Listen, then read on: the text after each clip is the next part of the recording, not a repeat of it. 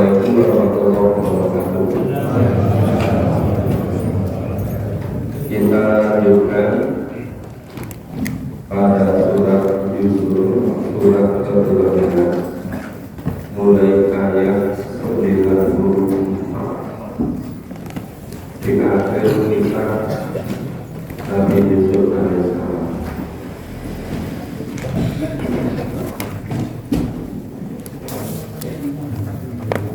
Mulai ayat 94.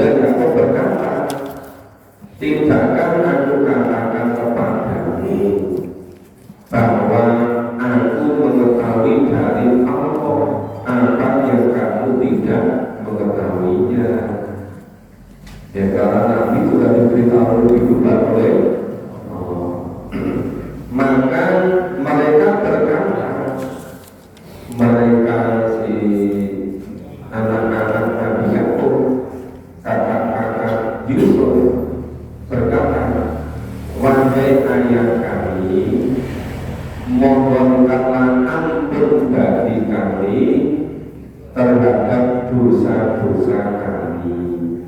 Sesungguhnya kami adalah orang-orang yang bersalah. Kami adalah orang-orang yang berdosa. Sudah salah semenjak Yusuf masih kecil. Ya gara-gara ayahnya Yakub lebih kasih sayang kepada Yusuf, mereka cemburu, mereka nggak senang, sampai mereka ngajak Yusuf kemudian diletakkan di sumur. Nah, mulai dari itu kesalahan demi kesalahan terus beruntun. Nah, sekarang baru nyadari termasuk semuanya tadi salah. Semuanya jadi berdosa.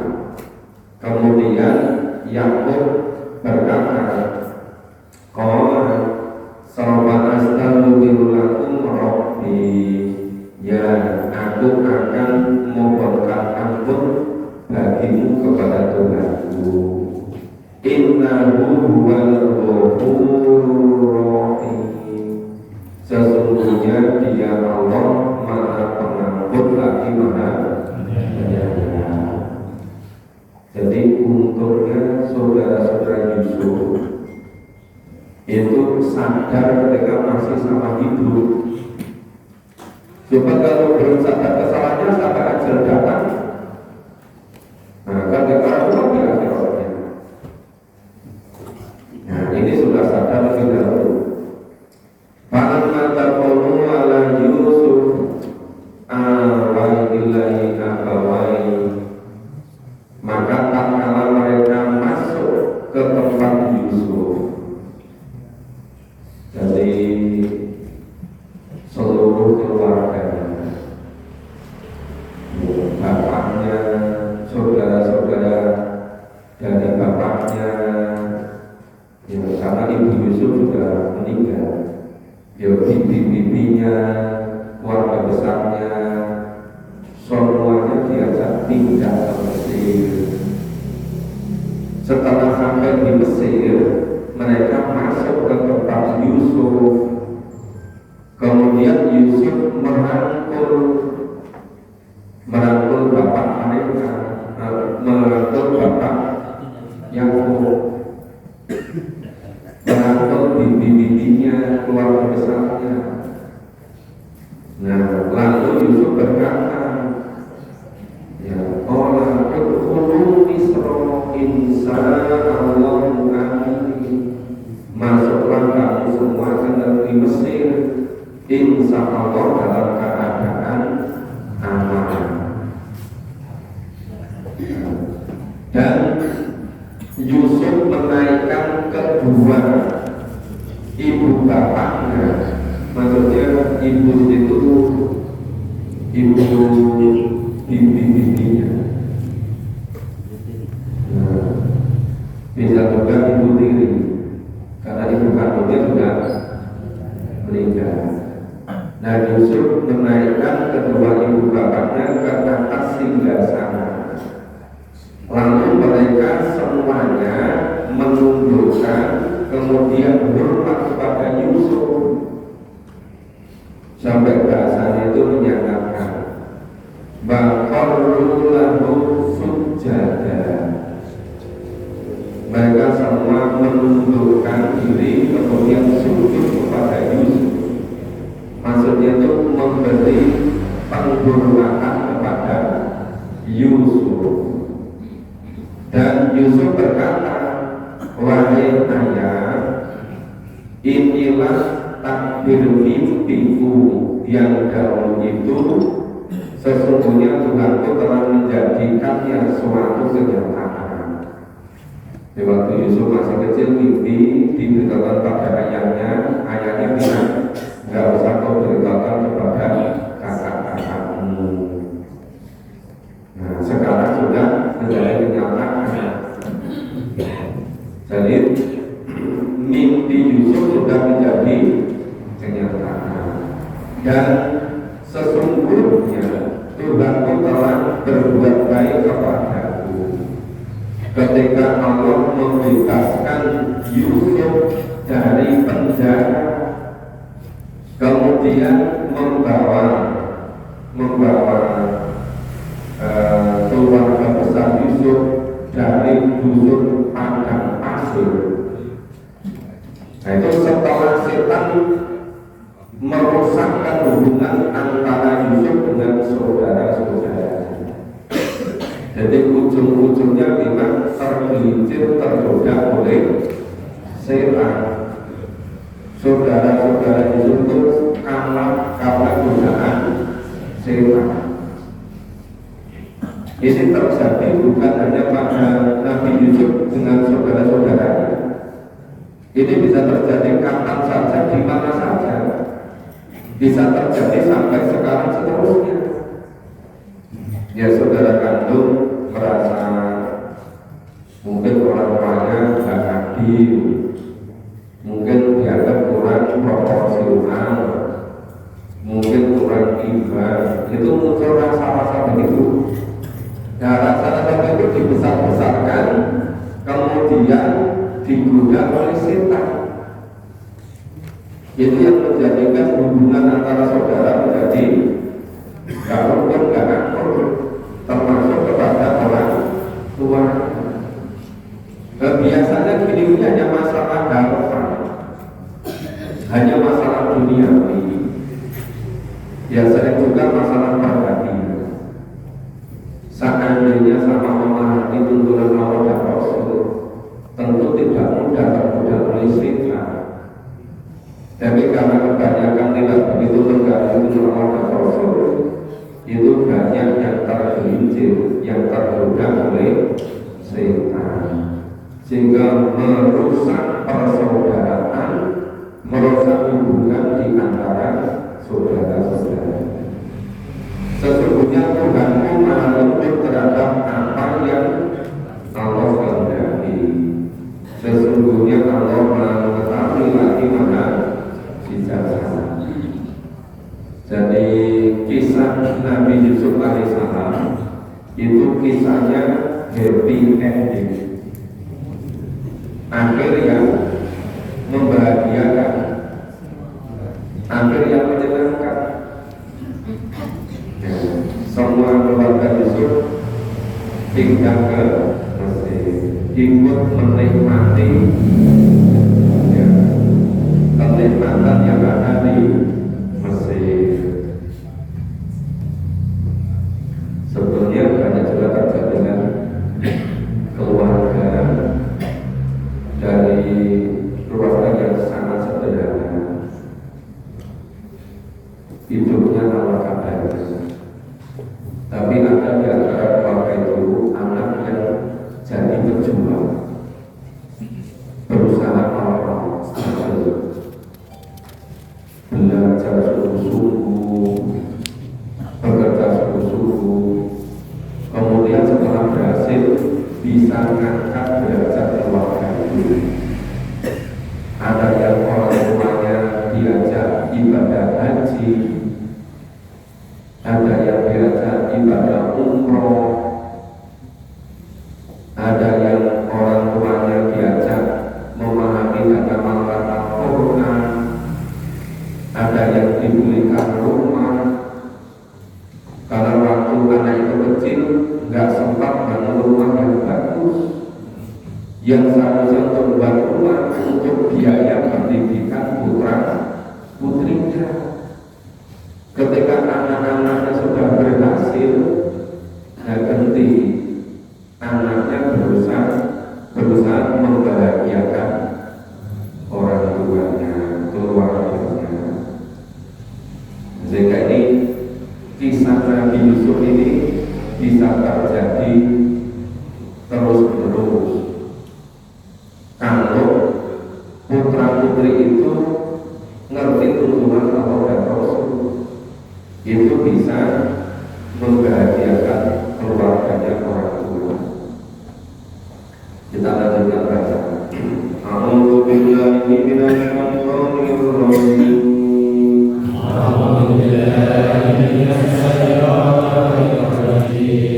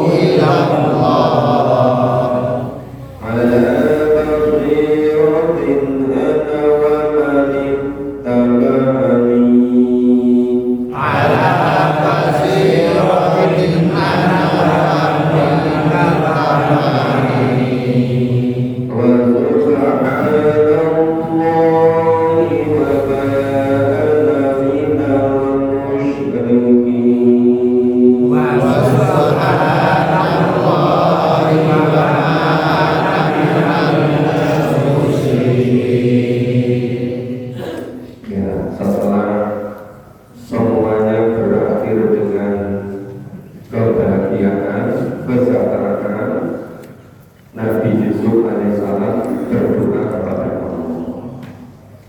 Ya, doanya ini, sesungguhnya Engkau telah menganugerahkan kepadaku sebagian kerajaan dan telah mengajarkan kepadaku sebagian takdir mimpi. Ya Tuhan, pencipta langit dan bumi, Engkaulah pelindungku di dunia dan di akhirat. Wafatkanlah aku dalam keadaan Islam dan gabungkanlah aku dengan orang-orang yang soleh. Rabbi qad ataitani minal mulki wa 'allamtani min ta'wilil ahadits. Fatiras samawati wal ardh, anta waliyyi fid dunya wal akhirah.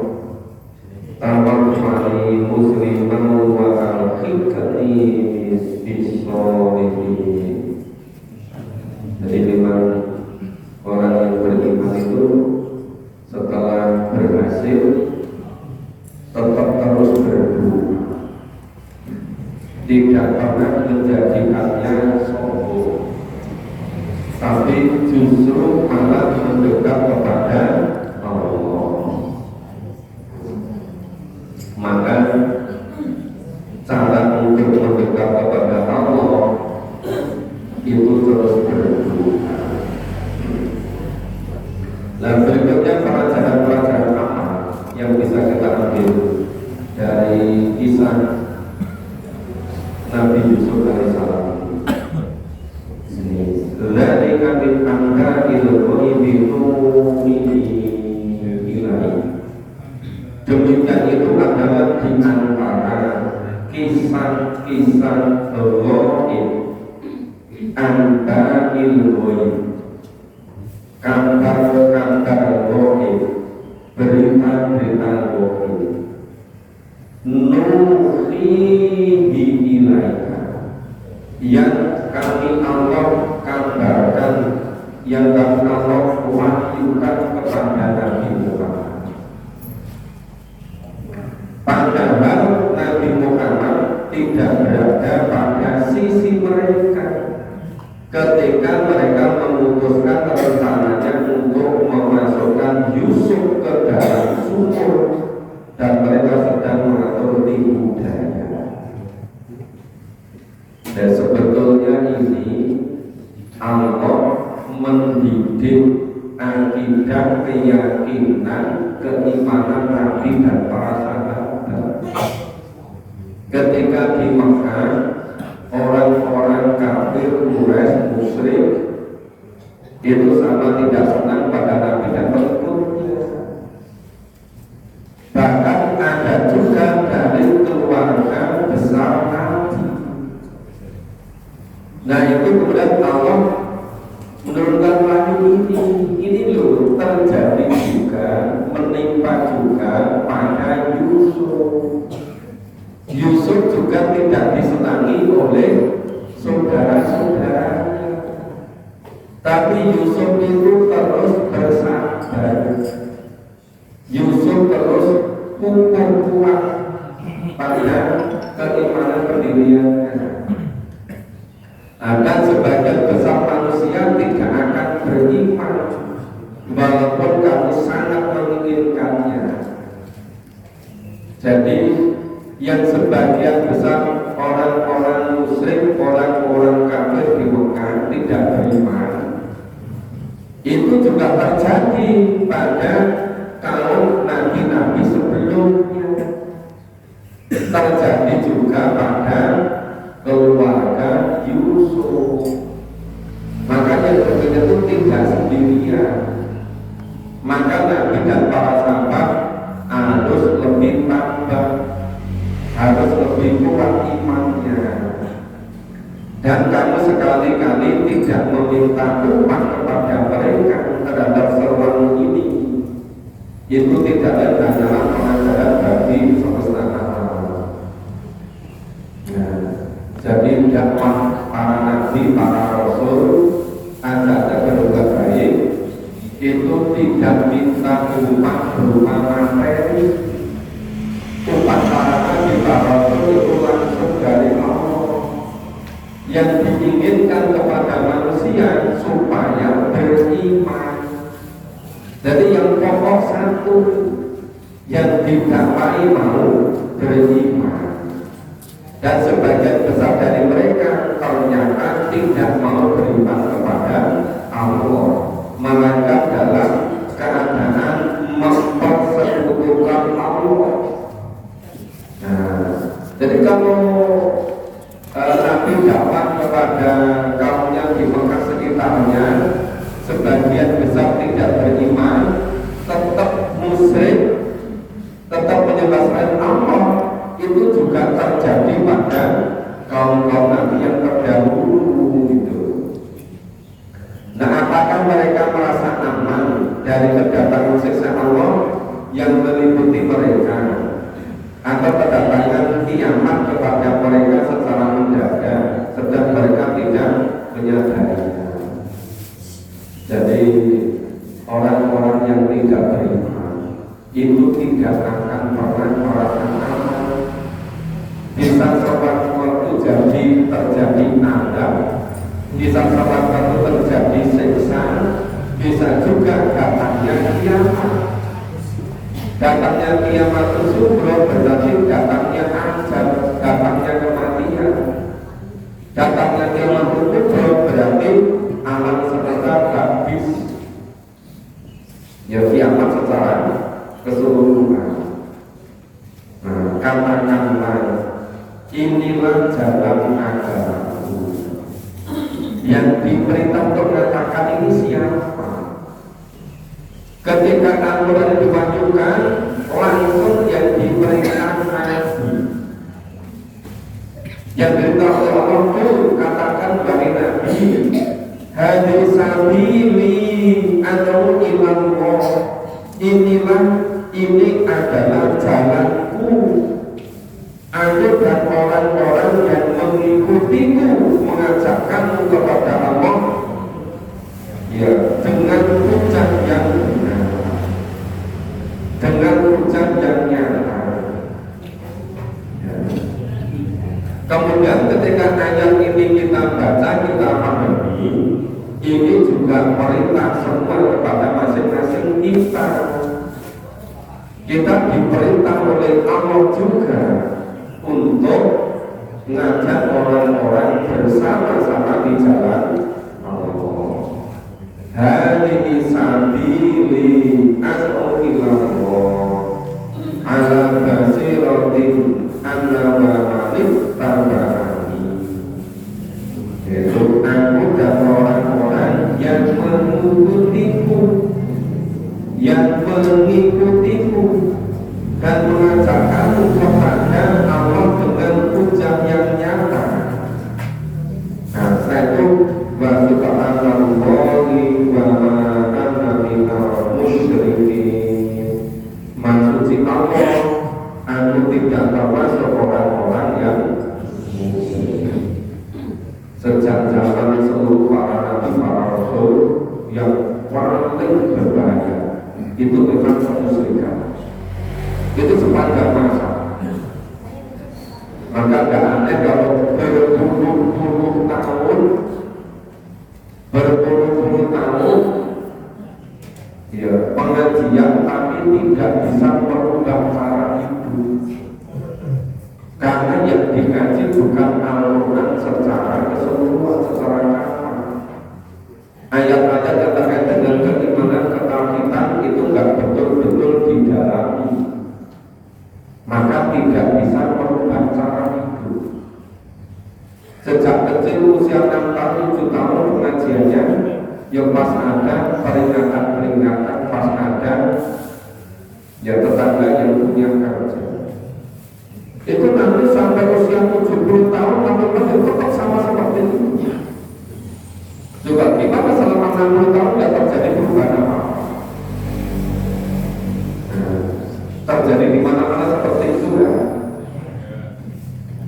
Dan terus hidup selama 70 tahun 75 kali kok nggak alami perubahan.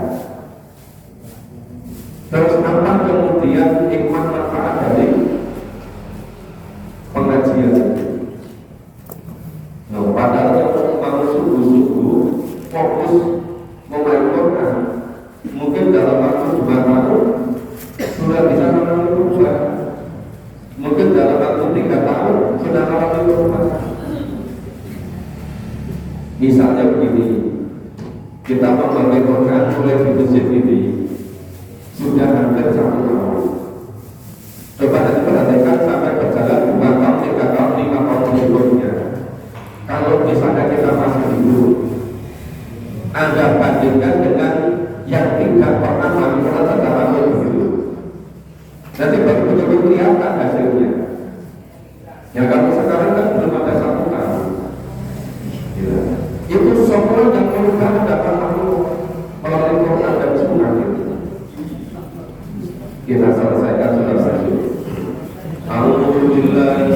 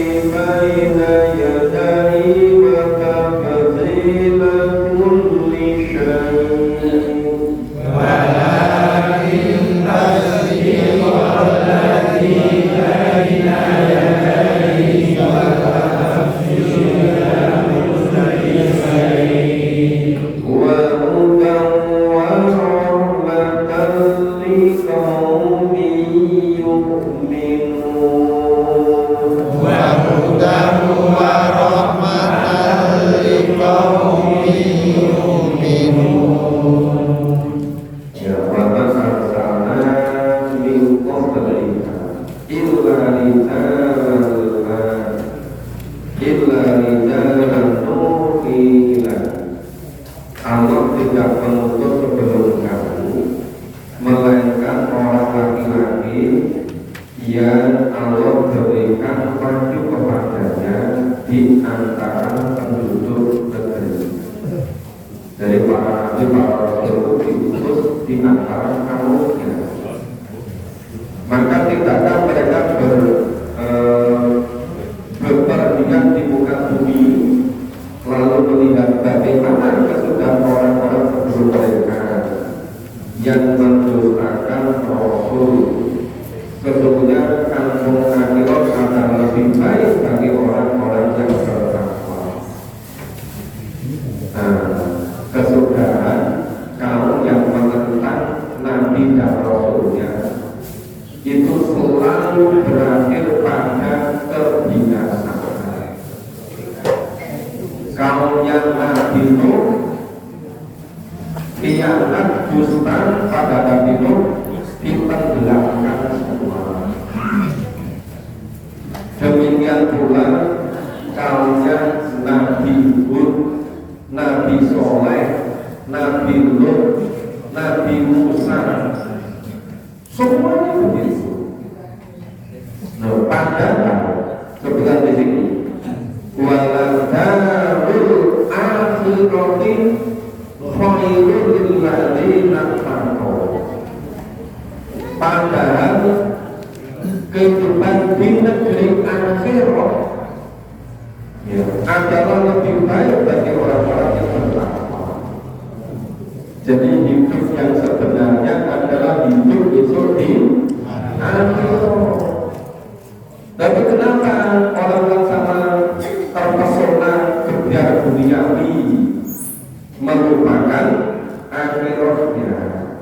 Terus oleh Allah ingatkan, amalan akhiru, mengapa kok sama tidak berakal, kok tidak berpikir, kok tidak mau menyiapkan hidup yang sebenarnya besok di akhirat. Sehingga apabila para rasul tidak mempunyai harapan lagi tentang keimanan mereka dan telah meyakini bahwa mereka telah didustakan, datanglah kepada para rasul itu pertolongan Allah, lalu diselamatkan orang-orang yang beriman yang menjadi dan tidak dapat ditolak siksa kami kepada orang-orang yang berdosa. Jadi ketika para nabi, para rasul itu sudah dilecehkan, sudah dimusuhi, diperlakukan secara tidak manusiawi, sampai-sampai sudah tidak ada lagi harapan untuk beriman kaumnya tadi, Allah mendatangkan pertolongan pada Rasul. Rasul dan orang yang beriman diselamatkan. Orang-orang yang para pendosa tadi itu dimusnahkan semua. Mereka tidak pernah bisa menolak. Maka istilahnya itu ngantil kaum mujrim. Mujrim itu berbuat dosanya itu berseri dari satu dosa ke dosa berikutnya, anak pinak dosa-dosanya. Mengatakan nabi qasasihim ibaratun li ulil albab. Sesungguhnya pada kisah-kisah yang terdapat di dalam Quran ini itu betul-betul terdapat pelajaran bagi orang-orang yang mempunyai akal. Liulil albab. Itu kisah dalam Al-Quran luar biasa banyaknya. Dan itu kalau kita nggak tekun memahami, membaca, mengulang-ulang, itu nggak nambah iman pada kita, nggak ada pengaruhnya. Tapi kalau Al-Quran ini kita baca secara urut, terus teliti, cermat, nanti pasti menjadikan iman kita kuat. Maka disebutkan itu mudratul liulil albab sebagai ibro. diambil hikmahnya, diambil pelajarannya oleh orang-orang yang beragama. Maka nasati satu taro walakin tasdi korulani pada yadai wa tafsilah kumasyai. Al-Quran itu bukanlah cerita yang dibuat-buat. Al-Quran itu berisi kisah yang sebenarnya. Jadi yang dikisahkan pada surat Yusuf ini betul-betul terjadi. Jadi bukan cerita kosong, bukan. Ini betul-betul terjadi. Nah, akan tetapi membenarkan kitab-kitab sebelumnya. Jadi kisah Nabi Yusuf itu juga sudah dikisahkan pada kitab-kitab sebelum Al-Quran. Ya, kisah misalnya Nabi Isa juga dikisahkan pada kitab-kitab sebelumnya. Kisah Nabi Musa juga itu. Kisah tentang Ibrahim, tentang Yakub, ya, tentang Yusuf juga dikisahkan pada kitab-kitab sebelumnya. Nah, maka dikisahkan kembali di dalam Al-Quran.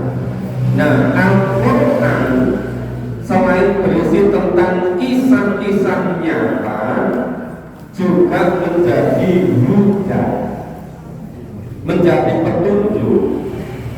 Yang menjadi petunjuk apa? Al-Quran keseluruhan, bukan sebagian-sebagian, bukan tafsir-tafsir, bukan untuk mencari sebetulnya petunjuk itu apanya ya? Apa pada suaranya, apa pada tulisannya, apa pada bacaannya, apa pada susunan syairnya, apa pada kehebatan rasanya, atau isinya, atau apanya. Ya, selama itu bagian dari Quran, yang keseluruhan itu menjadi petunjuk dan menjadi rahmat bagi kaum yang beriman, khusus bagi kaum yang beriman. Yang tidak beriman juga nggak yakin kalau itu kisah benar, nggak bisa jadi petunjuk dan nggak bisa jadi rahmat. Jadi pagi ini surat Yusuf alhamdulillah sudah bisa kita selesaikan. Kalau ingin mendalam, ya nanti bisa diulang-ulang kajian di tempat yang lain. Nah, besok pagi insya Allah kita lanjutkan surat An-Rahman, surat ke-13. Jadi terus saja kita lanjutkan biar kita bisa menyelesaikan memahami Al-Quran 30 juz. Nah, nanti sore maghrib jadwalnya di Masjid Baitur Rahim. Ustaz Sumati bisa ya? Karena hari ini saya cari jadwalnya di Universitas Muhammadiyah Surabaya.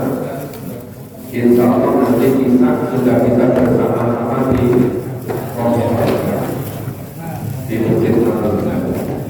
Kalau nanti kalau bersama-sama nanti di rumah di mana semuanya. Kalau nanti ada berikan kesempatan pada kita semua, terus nanti akan melakukan melaksanakan pada kehidupan kita akan bersama menjaga kata-kata dan Alhamdulillah.